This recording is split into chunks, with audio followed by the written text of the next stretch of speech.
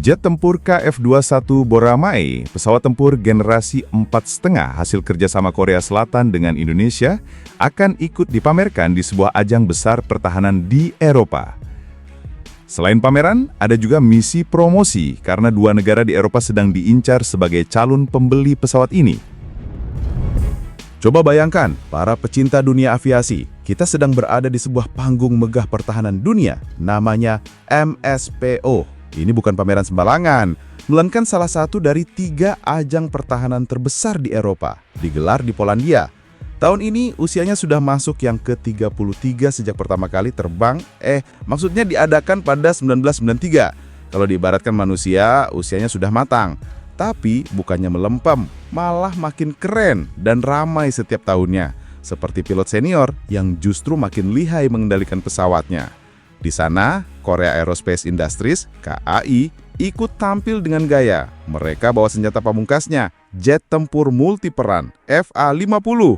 Nah, jangan salah ya, pesawat ini bukan barang baru bagi Polandia. Tahun 2022, Polandia sudah sepakat membeli 48 unit FA-50 dengan nilai kontrak sekitar 3 miliar dolar AS. Wah, kalau kita rupiahkan, siap-siap ya, bisa bikin kepala pusing.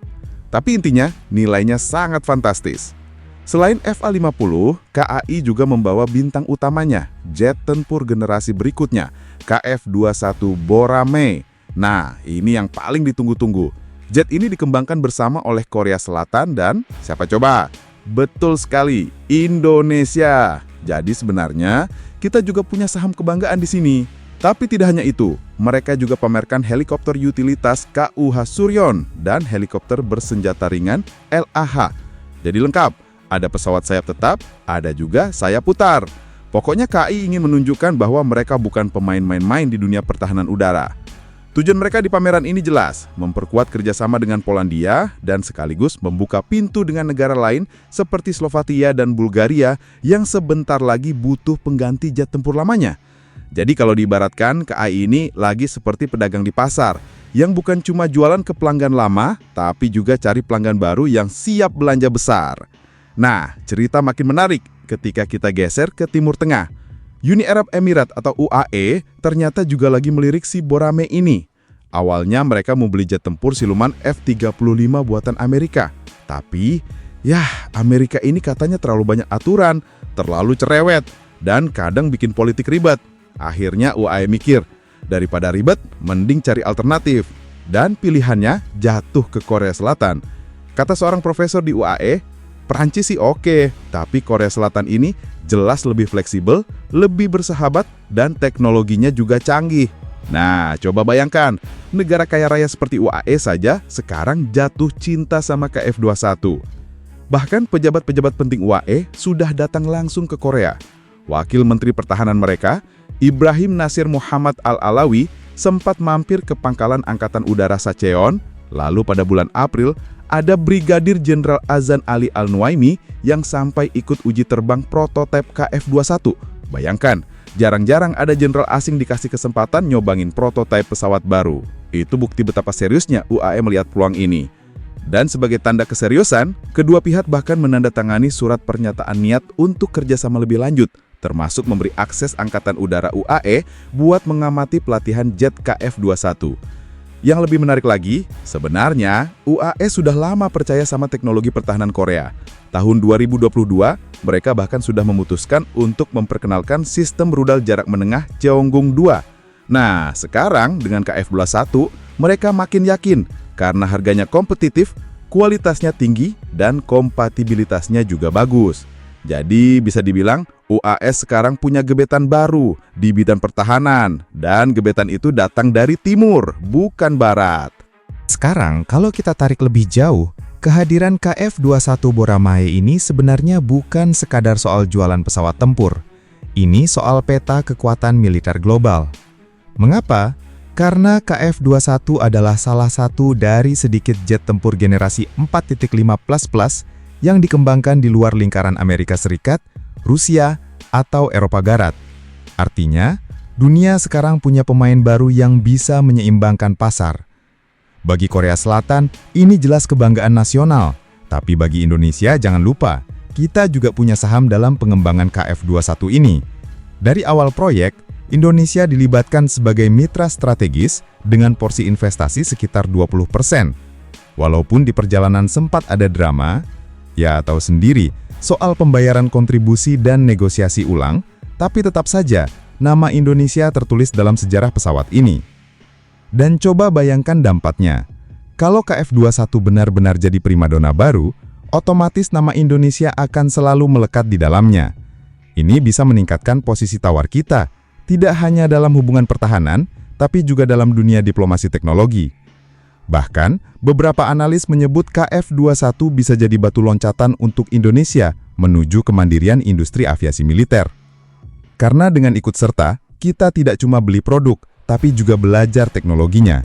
Nah, ini penting sekali di era modern, di mana ketergantungan penuh pada pihak asing bisa jadi masalah di masa depan. Selain itu, kalau kita melihat tren, banyak negara kini mulai mencari alternatif dari senjata buatan Barat.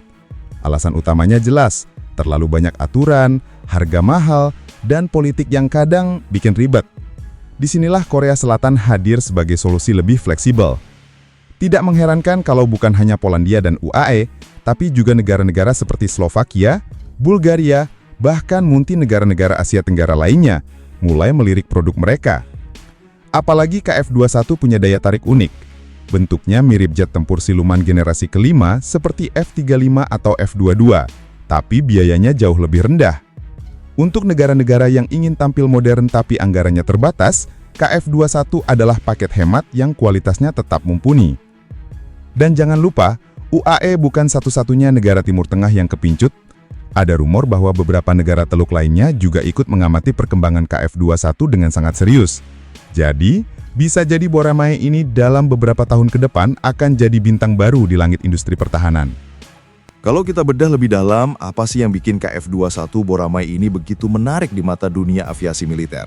Pertama-tama, dia sudah dibekali dengan radar AESA, Active Electronically Scanned Array. Nah, radar ini bukan radar biasa. Kalau radar lama ibarat lampu senter yang hanya bisa menyinari satu titik, radar AESA ini ibarat lampu sorot teater yang bisa menyorot ke banyak arah sekaligus. Artinya, pilot bisa mendeteksi musuh lebih cepat, lebih jauh dan lebih akurat. Kedua, KF21 punya desain stealth parsial. Jadi meskipun belum full siluman seperti F-35, bentuk badannya sudah dioptimalkan agar lebih sulit dideteksi radar musuh. Kalau F-35 itu ninja yang benar-benar hilang dalam kegelapan, maka KF-21 ini bisa dibilang seperti prajurit yang pakai kamuflase canggih. Tidak sepenuhnya tak terlihat, tapi cukup bikin lawan kebingungan. Ketiga, Boramae juga dibuat dengan arsitektur terbuka. Nah, ini menarik sekali. Artinya, pesawat ini didesain fleksibel untuk bisa di-upgrade dengan mudah di masa depan. Jadi misalnya 10 tahun lagi ada teknologi rudal baru atau sistem elektronik canggih, jet ini bisa diadaptasi tanpa harus bikin versi baru dari nol. Ibaratnya seperti komputer gaming yang gampang di-upgrade kartu grafisnya. Lalu bicara soal persenjataan, KF21 ini bisa membawa berbagai jenis rudal dan bom presisi. Dari rudal udara ke udara jarak dekat hingga jarak jauh, sampai rudal udara ke darat untuk menghancurkan target di permukaan. Bahkan ada rencana di masa depan agar KF21 bisa kompatibel dengan rudal-rudal buatan Eropa maupun Amerika. Dengan kata lain, pesawat ini fleksibel seperti smartphone flagship yang bisa pasang aplikasi apa saja. Yang lebih keren lagi, KF21 punya kemampuan super cruise, yaitu terbang dengan kecepatan supersonik tanpa harus menyalakan afterburner. Kalau afterburner itu ibarat nitro di mobil balap, super cruise memungkinkan jet ini melesat cepat tapi tetap hemat bahan bakar. Nah, fitur ini jarang dimiliki pesawat generasi 4.5 dan menjadi salah satu alasan kenapa banyak yang menyebut Boramae ini generasi 4.5++, alias hampir menyentuh level generasi kelima. Dan jangan salah, meski masih tahap pengembangan, sudah ada roadmap untuk menjadikan KF21 benar-benar masuk kategori jet generasi kelima. Di versi awal mungkin stealth-nya masih parsial, tapi di update mendatang, KAI merencanakan peningkatan pada base senjata internal dan sistem sensor yang lebih canggih.